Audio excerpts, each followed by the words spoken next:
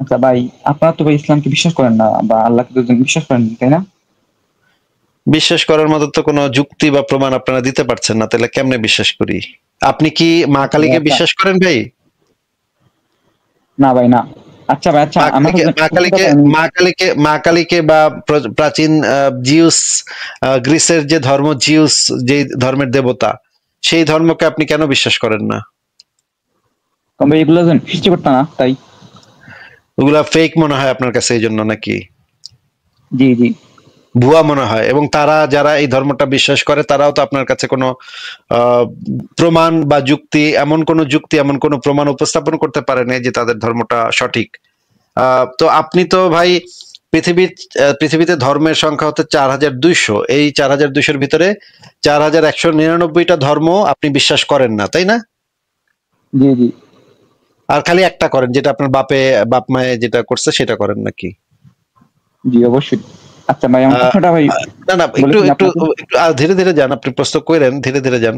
মানে আমি জানতে চাচ্ছি যে আপনি যে আহ, আহ, 4200টা ধর্ম আছে, এই 4200টা ধর্মের ভিতরে আপনি আপনার বাপ মায় যেটা পালন করতো সেটা ছাড়া আপনি সব ধর্ম সম্পর্কে নাস্তিক নাকি?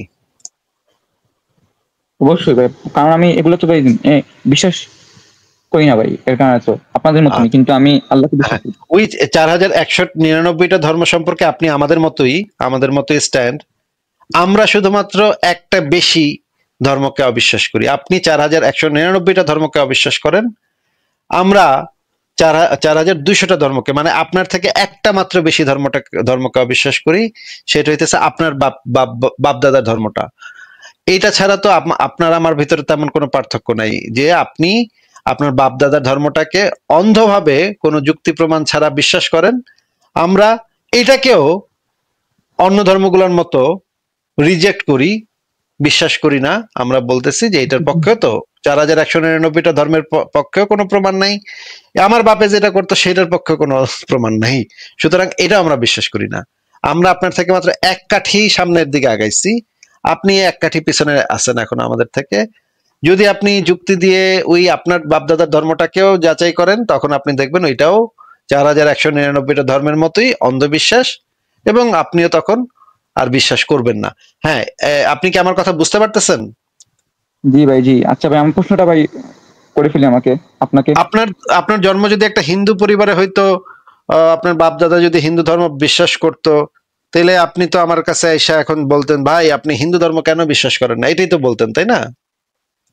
না ভাই, আমি সত্য ভাই জানার চেষ্টা করতাম ভাই, বুঝছেন? সত্য জানার পদ্ধতি হচ্ছে যাচাই করে দেখা, কিন্তু ইসলাম তো যাচাই করাতে বিশ্বাসী না। ইসলাম বলে ইসলামে অন্ধভাবে বিশ্বাস করতে হবে। কোন ধরনের যাচাই বাছাই প্রক্রিয়ার ভিতর দিয়ে গেলে সেটা ইসলামে সম্পূর্ণভাবে নিষিদ্ধ একটা কাজ। যে আপনি আবার যাচাই করতে গেছেন, ইসলামকে পাইয়াও আপনি আবার যাচাই করতে গেছেন। কোরআনে বলা আছে, কেউ যদি ইসলাম ব্যতীত অন্য কোনো ধর্ম তালাশ করে, তালাশ মানে খোঁজে, কেউ যদি ইসলাম ব্যতীত অন্য কোনো ধর্মকে তালাশ করে, কোশমিন কালেও তার মানে তাকে গ্রহণ করা হবে না। এই জিনিসটা কোরআনে পরিষ্কারভাবে বলা আছে যে আচ্ছা ভাই, কোশমিন কালেও তাকে আরেকটা কি গ্রহণ করা হবে না। আরেকটা কি ভাই দেখাতে পারবেন? প্রুফ চাচ্ছি ভাই আপনার। অবশ্যই অবশ্যই অবশ্যই দেখাতে দেখাতে পারবো, পারবেন? মানে দেখান, দেখান অবশ্যই। তো ভাই। এবং হাদিসে যে জিনিসটা বলা আছে, আমি একটু আগে বলে নেই, আমি আপনাকে আয়াত হাদিস সবকিছুই দেখাবো ভাই। আমার লাইভে আসছেন, মানে এটা একটা অদ্ভুত কথা আপনি বললেন যে আমার লাইভে এসে কেউ মানে এখন পর্যন্ত এই ধরনের কোনো ঘটনা ঘটে নাই যে আমার লাইভে কেউ আসছে এবং দলিল প্রমাণ চাইছে, আমরা দলিল প্রমাণ দেখাই নাই। এই ধরনের ঘটনা কখনো ঘটে নাই। আমি আপনাকে একটু ধীরে ধীরে বলে নেই। আচ্ছা, প্রথমে আমি ঠিক আছে, দেখাতে দেখাতেই বলি, বের করে ফেলি আমি। কোরআনে যে জিনিসটা বলা আছে, কেউ যদি কোনো ইসলাম ব্যতীত অন্য কোনো ধর্ম তালাশ করে, কোশমিন কালেও, আমি যেটা বললাম দেখেন, কোরআনে যে জিনিসটা বলা আছে, কোরআনের সূরা আল ইমরানের 85 নম্বর আয়াতে যে জিনিসটা বলা আছে, আমরা আল বায়ান ফাউন্ডেশনের অনুবাদ করি। আর যে ইসলাম ছাড়া অন্য কোনো দিন চায়, শায়েখ মুজিবুর রহমান এটার অনুবাদ করেছেন, আর যে কেহ ইসলাম ব্যতীত অন্য ধর্ম অন্বেষণ করে, আহ, আহ, এই আরেকটা অনুবাদে বলা আছে, আর যে ব্যক্তি ইসলাম ব্যতীত অন্য দিন গ্রহণ করতে চাইবে, এইখানে শাইখ মুজিবুর রহমানের অনুবাদটা আমরা যদি দেখি, অন্য ধর্ম অন্বেষণ করে, তালাশ করে। আরেকটা অনুবাদে বলা আছে, বাংলাদেশের যে প্রচলিত অনুবাদ সেটাতে অনেকগুলাতে বলা আছে, অন্য কোনো ধর্মকে যদি তালাশ করে তা কখনোই তার নিকট, তার মানে আল্লাহর নিকট গৃহীত হবে না, এবং পরলোকে সে ক্ষতিগ্রস্তদের অন্তর্ভুক্ত হবে। সূরা আল ইমরানের 85 নম্বর আয়াতে বলা আছে, আপনি যদি অন্য কোনো ধর্ম তালাশ পর্যন্ত করেন, খোঁজেন, খুঁজতে যান, তখন সেইটাও যদি আপনি করতে চান, তাহলে আপনাকে আর কখনো আপনি ক্ষতিগ্রস্তদের অন্তর্ভুক্ত হবেন। এবার আমরা দেখি হাদিসে কি বলা আছে। হাদিসে মানে নবী কি বলছে দেখেন, এটা হচ্ছে হাদিস সম্ভার গ্রন্থের একটা সহি হাদিস। মুমিন ভাই, আপনি আমাদেরকে একটু পড়ে শোনান তো এই হাদিসে কি লেখা। দাঁড়ান ওয়েট। 1507 একদা উমর রাদিয়াল্লাহু আনহু তাওরাতের কয়েকটি পাতা দিয়ে পড়েছিলেন। তা দেখে নবী সাল্লাল্লাহু আলাইহি ওয়াসাল্লাম রাগান্বিত হয়ে বলেন, সেই সত্তার শপথ যার হাতে মুহাম্মদের প্রাণ, যদি মুসা জীবিত হয়ে এখন এসে যান আর তোমরা আমাকে ছেড়ে তার অনুসারী হয়ে যাও এবং আমাকে বর্জন করো, তাহলে তোমরা ভ্রষ্ট হয়ে যাবে। হ্যাঁ, আচ্ছা, এখানে ঘটনাটা কি ঘটছে? হযরত ওমর যে ইসলামের দ্বিতীয় খলিফা এবং মুহাম্মদের অত্যন্ত গুরুত্বপূর্ণ সাহাবী, সে একদিন তাওরাতের কয়েকটা পাতা নিয়ে পড়তেছিল নাকি? জি জি। আহ, এটা তো ভাই পড়তেই পারে, কোন একটা ধর্মগ্রন্থতে কি লেখা আছে এটা তো একজন মানুষ যাচাই করে দেখার জন্য, বা কি আছে ওই ধর্মে, এটা তো পড়তেই পারে। এটা তো পড়াটা তো খুব অন্যায় কিছু না, তাই না? না, অন্য কিছু তো ভাই আশা করি না। আচ্ছা, কিন্তু নবী মোহাম্মদ যখন এই জিনিসটা দেখলো, তা ওমরের হাতে তাওরাতের কয়েকটা পাতা, সে প্রচন্ড রাগে গেল, এবং আরেকটা হাদিসে আছে রাগে একদম লাল হয়ে গেল। দেখেন পরের হাদিসটাতে দেখেন, নবী সাল্লাল্লাহু আলাইহি সাল্লাম তা দেখে রাগান্বিত হয়ে বললেন, এই যে দেখেন, নবী চুপ থাকলেন, রাসূলুল্লাহর কাছে এই যে দেখেন চেহারায় রাগান্বিত ভাব মানে লক্ষ্য করলেন। দেখেন এখানে দেখেন আরো আছে, আরো একটা হাদিসে আছে যে একদম চেহারা লাল হয়ে গেছিল মুহাম্মদের, একদম এত রেগে গেছিল যে একদম চেহারাটা লাল হয়ে গেছিল। কোথায় লাল হওয়ার বর্ণনাটা কোথায়, দেখি। আচ্ছা, লাল হওয়ার বর্ণনাটা এখানে নাই, আরেকটা হাদিসে আমি একটু পরে দেখাবো। তাহলে সেটা প্রচন্ড ক্ষেপে গেছিল মোহাম্মদ যে তুমি কেন এই জিনিসটা পড়ছো, তুমি কেন ইহুদিদের ধর্মগ্রন্থটা পড়ছো, অত্যন্ত রাগান্বিত হয়ে গেল। তাইলে আপনি যদি অন্য কোনো ধর্মগ্রন্থ পড়াটা যদি আপনার জন্য নিষিদ্ধ হয়ে থাকে, এখান থেকে তো বোঝা যাচ্ছে যে আপনি যখন ইসলামে থাকবেন তখন আপনি অন্য ধর্মগ্রন্থ পড়া যাচাই করার মতো কোনো স্কোপ নাই আপনার কাছে। তার মানে তো আপনি কোনো যাচাই প্রক্রিয়ার ভিতরে যেতেই পারবেন না, কারণ আপনার নবী সেটা নিষেধ করে দিচ্ছে। যাচাই, মুমিন ব্যক্তি হচ্ছে নাকে দড়ি বাঁধা উটের মতো। এই হাদিসটা শুনছেন ভাই? জি। মুমিন ব্যক্তি হচ্ছে নাকে রশি বাঁধা উটের মতো। এই হাদিসটা কি শুনেছেন আপনি? জি ভাই, শুনছি। এই হাদিসে পরিষ্কারভাবে বলা আছে মুমিনরা হচ্ছে নাকে রশি বাঁধা উটের মতো। আপনাদেরকে নবী নির্দেশ দিচ্ছে নাকে রশি বাঁধা উটের মতো হিসেবে থাকতে। আপনারা যেখানে বাইন্দা রাখবে সেখানেই থাকবেন, আবার এত কথা কিসের? হ্যাঁ, বলদের মতো, উটের মতো, গাধার মতো আপনারা সেখানে বয়ে থাকবেন।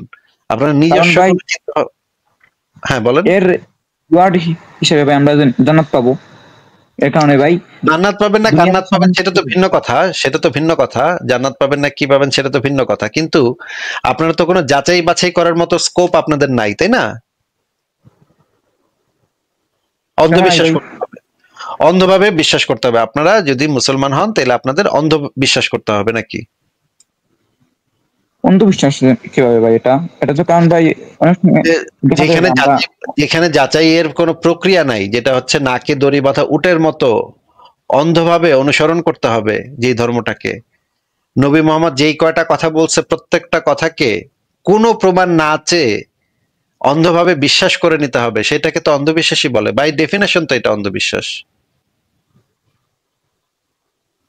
আচ্ছা ভাই, আপনার কথা ভাই আমি আচ্ছা, আপনি কি আমাদেরকে ইমানের সংজ্ঞা কি সেটা একটু বলবেন ভাই? ইমানের সংজ্ঞাটা যদি একটু বলতেন, আমরা একটু দেখি ইমান কাকে বলে, আমরা একটু দেখি ইমান কাকে বলে। আপনি বলতে পারবেন ভাই?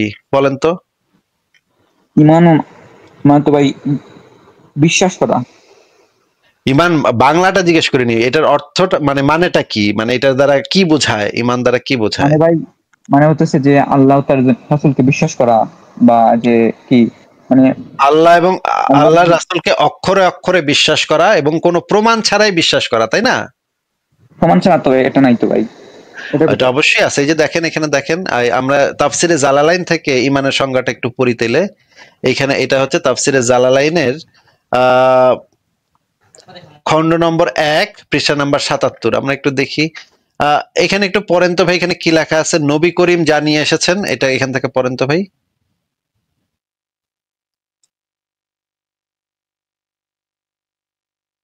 মুমিন ভাই আনমিউট করে জি পড়েন। ভাই, জি বলেন তো। জি ভাই, এই যে আমি স্ক্রিনে দিয়েছি, একটু পড়েন এখান থেকে। কালগুলা এই যে যে দাগানো আছে এগুলা। লাল করে দাগানো আছে, আপনি লাল করে দাগানোটা পড়েন। নবী করিম সাল্লাল্লাহু আলাইহি ওয়াসাল্লাম যা নিয়ে এসেছেন তা তা তার প্রতি আস্থা রেখে বিশ্বাস করো। আচ্ছা, অর্থাৎ অর্থাৎ ইমান হচ্ছে নবী করিম যাই নিয়ে আসছে তার প্রতি আস্থাটা রাখা, তার সেটাতে বিশ্বাস করা।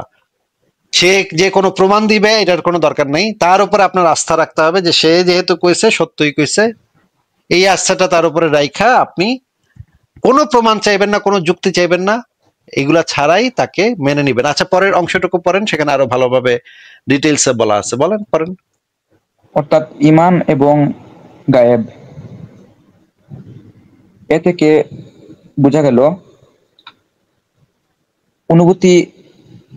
এটা কি ভাই, বাংলা ভালো করে ভাই আমি অনুভূতি করতে পারি না। অনুভূতি গ্রাহ্য ও দৃশ্যমান কোনো বস্তুতে কারো কথায় বিশ্বাস স্থাপন করার নাম ঈমান নয়। মানে হচ্ছে, আপনি যদি অনুভূতি গ্রাহ্য কোনো দৃশ্যমান বস্তুতে বিশ্বাস করেন বা প্রমাণ পায়ে বিশ্বাস করেন, যুক্তি দিয়ে বিশ্বাস করেন, সেটাকে ঈমান বলা হয় না। সেটা তো মানে এই যে দেখেন, উদাহরণস্বরূপ বলা হয় যে কোনো ব্যক্তি যদি এক টুকরো সাদা কাপড়কে সাদা এবং এক টুকরো কালো কাপড়কে কালো বলে, আর এক ব্যক্তি যদি তার কথা সত্য বলে মেনে নেয়, তাহলে একে ঈমান বলা যায় না। এতে বক্তার কোনো প্রভাব বা দখল নেই। অপরদিকে রাসূলের কোনো সংবাদ কেবলমাত্র রাসূলের উপর বিশ্বাসবশত মেনে নেওয়াকে শরীয়তের পরিভাষায় ঈমান বলে। এই কথাটার মানে কি ভাই?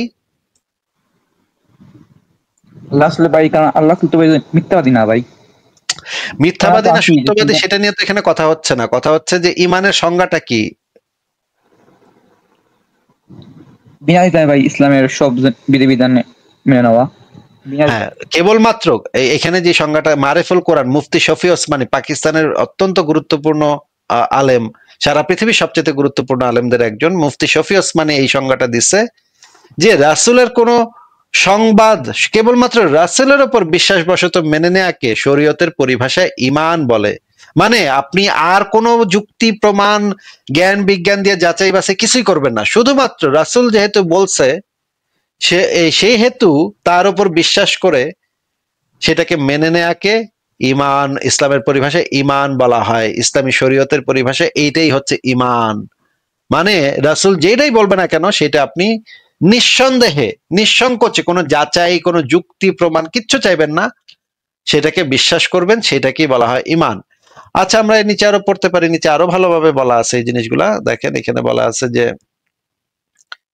আচ্ছা, আমরা একটা ভিডিও দেখি, ভিডিও দেখলে আরো ভালোভাবে বুঝবো। আমরা একটু ঈমানের ভিডিওটা দেখি, ঈমান কাকে বলে, নাকি ভাই মুমিন ভাই? জি জি আচ্ছা জি দেখেন, ভাই। তাহলে দেখে আমরা একটু ভালোভাবে বুঝি ঈমানটা কাকে বলে। ঈমান মানে হচ্ছে, আমি যেটা বলছি সেটা হচ্ছে, ঈমান মানে হচ্ছে অন্ধবিশ্বাস। আপনারা অন্ধবিশ্বাস করেন, সেটাই আমরা প্রমাণ করতেছি। দেখেন এখানে সপ্তম আসমানের উপরে আছে সিদরাতুল মুনতাহা। কি আছে? এটা একটা কুল গাছ, বড়ই গাছ। নাসা আবিষ্কার করতে পেরেছে, অতএব বিশ্ববাসী বিশ্বাস করবে না। নাসা যদি কালকে বলে হ্যাঁ পাওয়া গেছে সিদরাতুল মুনতাহা, তাহলে বিশ্ববাসী বিশ্বাস করবে। একটা শিরকি দর্শন চলছে, কুফরি দর্শন। ও যখন বলবে হ্যাঁ তখন সবাই বলে হ্যাঁ, যখন তারা বলে না সবাই বলে না। আল্লাহ পাকের ওহীর জ্ঞানের কোনো মূল্য নাই সবার কাছে, ইল্লা মাশাআল্লাহ। সিদরাতুল মুনতাহার উপরে আছে কুরসি। কি আছে? কুরসি, আল্লাহ পাকের কুরসি, যেটা আপনি আয়াতুল কুরসির মধ্যে পড়েন, ওয়াসিআ কুরসিয়ুহুস সামাওয়াতি ওয়াল আরদ। মানে আল্লাহ পাকের কুরসিটা আসমান জমিনকে ঘিরে রেখেছে। আর বলে রাখি যে প্রত্যেক ফরজ নামাজের পর যে আয়াতুল কুরসি পড়ে, জান্নাতে যাওয়ার জন্য তার একটাই বাধা, মৃত্যু। মওত হয়ে গেলে জান্নাতে চলে যাবে। একটা হাদিস আসছে, রাত্রেবেলা ঘুমানোর সময় কেউ যদি আয়াতুল কুরসি পড়ে, সারা রাত আল্লাহর পক্ষ থেকে একজন ফেরেশতা তাকে পাহারা দিবে। আর এই ফেরেশতা তো দেখা যায় না, দেখা যায়? তো কয়দিন পর যদি বলে যে যা দেখা যায় না তা বিশ্বাস করা যাবে না, আসলে কিন্তু এপিস্টেমোলজি তাদের এটাই, যা দেখে না তা বিশ্বাস করে না। পশ্চিমারা কি ফেরেশতায় বিশ্বাস করে? কেন করে না? এটা তো একটা প্রশ্ন, উত্তরটা আমি বলছি আপনাদেরকে। কারণ তাদের জ্ঞান তত্ত্ব হচ্ছে যা চোখে দেখি না, যা পরীক্ষা নিরীক্ষা পর্যবেক্ষণ আসে না, তার কোনো অস্তিত্ব নাই। এটা ওদের ফিলোসফি অফ এডুকেশন, শিক্ষা দর্শন। এটাকে আমরা ফিলোসফি ভাষায় বলি এপিস্টিমোলজি বা জ্ঞান তত্ত্ব। জ্ঞান তত্ত্ব টিচার যারা আছে তারা বুঝবেন, তাদের জ্ঞান তত্ত্ব এমন। আর আমাদের জ্ঞান তত্ত্ব উল্টা, টোটালি ডিফারেন্ট। আমরা কি বলি? আমরা বলি ওয়াকুলিল হাক্কু মির রাব্বিকুম, সত্য আল্লাহর পক্ষ থেকে আসে। আমরা বলি যে অদৃশ্যে বিশ্বাস না করা পর্যন্ত কেউ মুমিনই হতে পারবে না। ইমানের কয় পিলার? ইমানের কয় পিলার? 6 পিলার। আমানতু বিল্লাহি, আল্লাহর প্রতি বিশ্বাস করলাম, ওয়া মালাইকাতিহি, তার ফেরেশতাগণের প্রতি, ওয়া কুতুবিহি, আল্লাহ পাকের আসমানি কিতাব সমূহের প্রতি, ওয়া রুসুলিহি, আল্লাহ পাকের রাসূলগণের প্রতি, ওয়াল ইয়াউমিল আখির, পরকালের প্রতি, ওয়াল কদরি খাইরিহি ওয়া শাররি, তাকদীর বা ভাগ্যের ভালো মন্দের প্রতি। এই 6টার একটাও কি চোখে দেখা যায়? আল্লাহকে দেখেছেন? ফেরেশতা দেখেছেন? আমাদের নবীকেও কি দেখেছেন? শুধু কোরআনটা আপনি চোখের সামনে দেখছেন, আর কিচ্ছু আপনি দেখছেন না। পরকাল দেখেছেন? তাকদীর, ভাগ্য দেখেছেন? কিছু দেখেন নাই। এই 6টা পিলারে বিশ্বাস না করতে পারলে কেউ মুমিন হতে পারবে না। পারবে? আলিফ লাম মিম যালিকাল কিতাবু লা রাইবা ফি হুদাল লিল মুত্তাকিন, কারা মুত্তাকি? আল্লাযীনা ইউমিনুনা বিল গায়বি। এই যে 6টা গায়েবে যারা বিশ্বাস করে এরা হলো মুমিন, মুত্তাকি। তাহলে আমাদের জ্ঞানের ভিত্তিটা কি? আমরা অদৃশ্যে বিশ্বাস করি, আর ওদের জ্ঞানের ভিত্তি হচ্ছে ওরা চাক্ষুষ যা দেখে তাতে বিশ্বাস করে। এই জায়গাতেই তো পার্থক্য জ্ঞান তাত্ত্বিক। এই কারণেই ওরা ফেরেশতায় বিশ্বাস করে না, আল্লাহ বিশ্বাস করে না, নবী রাসূলগণে বিশ্বাস করে না। তারা বলছে আল্লাহর সন্তান আছে, নাউযুবিল্লাহ। হ্যাঁ, তারা আসমানি কিতাবে বিশ্বাস করছে না, তারা ধর্মের কনসেপ্টে বিশ্বাস করছে না, তারা পরকাল, পুনরুত্থান, হাসর, কিয়ামত, মিজান, ফুলসিরাত কিছুই বিশ্বাস করে। বিশ্বাসগত পার্থক্য এখানে। এখন মুমিন মুসলিম হিসাবে আমরা বিশ্বাস করি আল্লাহ পাকের ফেরেশতা আছে না নাই? আছে। এখন এই ফেরেশতারা 8জন ফেরেশতা, বড় বড় 8জন ফেরেশতা, তারা আল্লাহ পাকের আরশটাকে ধরে রেখেছে। কয়জন ফেরেশতা? 8জন। এই 8জন ফেরেশতা আমার মনে হয় যে যথেষ্ট দেখানো হয়েছে। ফারাজ ভাই কি অবস্থা, কেমন আছেন? থ্যাংক ইউ ভাই যুক্ত করার জন্য। জি, ভালো আছে, আশা করি আপনিও ভালো আছেন। ওই লোক চলে গেল তো এই জন্য আমি যুক্ত হইলাম আর কি। হ্যাঁ, লোকটা চলে গেছে, লোকটা কি যেন বলতে যাচ্ছিল, কিন্তু মানে ইসলামে যে ইমানের যে সংজ্ঞাটা সেটাই তো হচ্ছে একটা অন্ধবিশ্বাসের সংজ্ঞা একেবারে কোনো মানে দাড়ি কমা পর্যন্ত কোনো পার্থক্য নাই। আমি তো দাড়ি কমা পর্যন্ত কোনো পার্থক্য পাই নাই। ফারাজ ভাই, আপনি আপনার কি মত এই বিষয়ে? ভাই, এটা তো আমি ভিডিও তো আগে দেখেছিলাম, and, গতকালকেও মানে গত লাইভেও একজন মুফতি সাহেব এসেছিলেন আপনি যাওয়ার পরে। তো মুফতি সাহেব এসে আমাকে একই কথা বললেন, ইসলাম একটা প্রমাণিত সত্য ধর্ম, কিন্তু ইসলামে অন্ধবিশ্বাস করতে হবে। প্রমাণিত সত্য ধর্ম হওয়ার পরে অন্ধবিশ্বাস করতে হবে নাকি? হ্যাঁ, ইউজুয়াল সাসপেক্টদের ইউজুয়াল কথা আর কি। এটা প্রমাণিত সত্য ধর্ম, সবাই জানে এটা সত্য, ইভেন নাস্তিকরাও জানে এটা সত্য ধর্ম। তারা জেনে বুঝে ইসলাম মানে না, কিন্তু when it comes to Islam, ইসলাম যে সত্য ধর্ম, এটা যে আল্লাহর কিতাব, আল্লাহ বলে কিছু আছে, নবী যে আল্লাহর প্রেরিত রাসূল, এইসব গুলাতেই অন্ধবিশ্বাস করতে হবে। বাহ বাহ বাহ, খুবই ভালো। আচ্ছা, ইমানের অংশ, প্রমাণের অংশ না। শেষের অংশটা দেখিনি, তাহলে আজকে রাতে দেখে নিব না।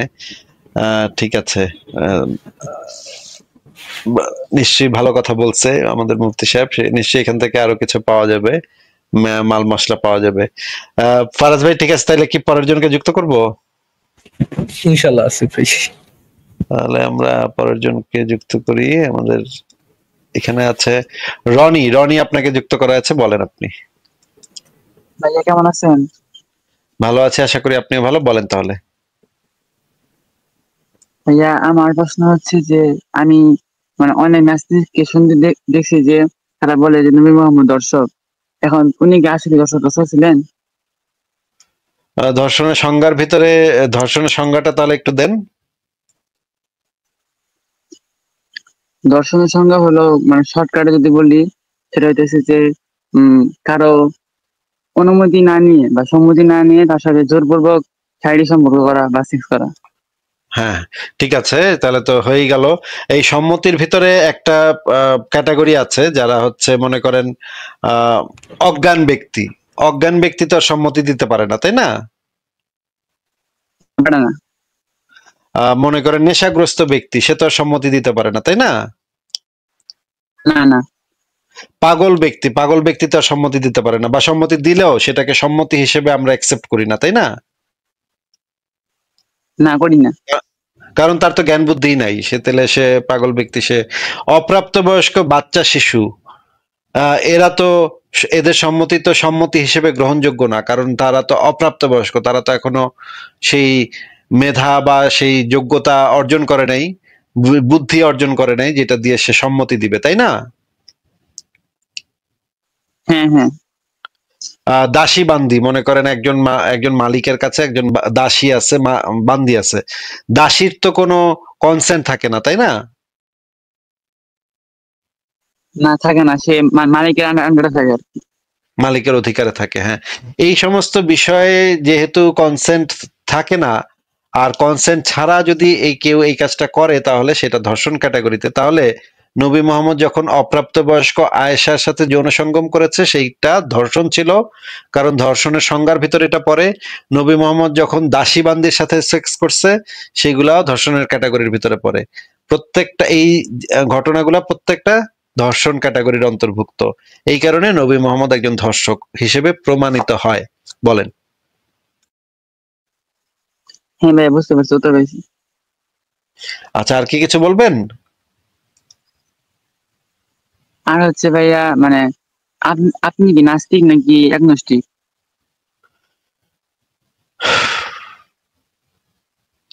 কোন পজিশনটা ভালো আর কি আপনার মতে? ভাইরে এই জিনিস বলতে বলতে বলতে বলতে ভাই মাথাটা নষ্ট হয়ে গেল। ভাই, অ্যাগনোস্টিসিজম হচ্ছে মানে এই সম্পর্কে জ্ঞান বিষয়ক একটা প্রশ্ন, আর নাস্তিক হচ্ছে বিশ্বাসগত অবস্থান সেই বিষয়ক প্রশ্ন। এই দুইটা পরস্পর বিরোধী না, বা একটা হইলে আরেকটা হওয়া যাবে না এরকম না, এই দুইটা একই সাথে হওয়া সম্ভব। আমরা এখানে যারা আলোচনা করি তারা বেশিরভাগই বাংলাদেশের বেশিরভাগ মানুষই, অনেক মানুষই দেখেছি আমি, তারা হচ্ছেন অ্যাগনস্টিক এইথিয়েস্ট, মানে অজ্ঞেয়বাদী নাস্তিক। বুঝতে পেরেছেন? হ্যাঁ, বুঝতে পারছি। অজ্ঞেয়বাদ মানে এটা এরকম না যে আমি প্রথমে অজ্ঞেয়বাদী থাকলাম, অ্যাগনস্টিক থাকলাম, কয়দিন পরে নাস্তিক হয়ে গেলাম, আবার কয়দিন পরে আবার একটু অ্যাগনস্টিক হইলাম, আবার একটু কয়দিন পরে আবার অ্যাথিস্ট হইলাম। ব্যাপারটা এইভাবে না, ব্যাপারটা এরকম না। দুইটা ভিন্ন প্রশ্নের উত্তর। একটা হচ্ছে আপনার জ্ঞানগত দাবি, জ্ঞানের নলেজ ক্লেম। যখন আপনার জিনিসটার সাথে জ্ঞানের সম্পর্ক থাকবে তখন সেটা হচ্ছে একটা নলেজ ক্লেম। যদি আপনি বলেন যে ঈশ্বর আছে বা নাই, এইটা হচ্ছে আপনার জ্ঞানগত উপলব্ধি বা জ্ঞানগত অবস্থান। এইখানে একটা নলেজ ক্লেম আছে, এই কারণে এই জায়গাতে আমরা হচ্ছে অ্যাগনস্টিক। আর বিশ্বাসগত অবস্থান কি আপনার, সেই জায়গায় আমরা হচ্ছে একজন নাস্তিক। এই দুইটা মিলায়ে আমরা হচ্ছে অ্যাগনস্টিক এথিয়েস্ট। হ্যাঁ, আর কি কিছু বলবেন রনি ভাই? না, আর কিছু বলবো না। আপনি যদি চান তাহলে সংশয়.com এ ঢুকে এই বিষয়ে অনেকগুলো লেখা আছে, সেগুলো একটু পড়ে নিতে পারেন। হ্যাঁ ভাই, আমি প্রায় অনেক গলা পড়ছি, প্রায় 60% মতো পড়ছি। আচ্ছা, জ্ঞানকোষ পাতাতে ঢুকে নাস্তিকতা বিষয়ক একটা চ্যাপ্টার আছে, সেখানে অনেকগুলো লেখা আছে, সেগুলো পড়তে পারেন। আচ্ছা আচ্ছা, পড়বো। আচ্ছা, ঠিক আছে, তাহলে আজকে বিদায় জানাই আপনাকে। আচ্ছা ভাই, বিদায় জানাই। আচ্ছা, ঠিক আছে।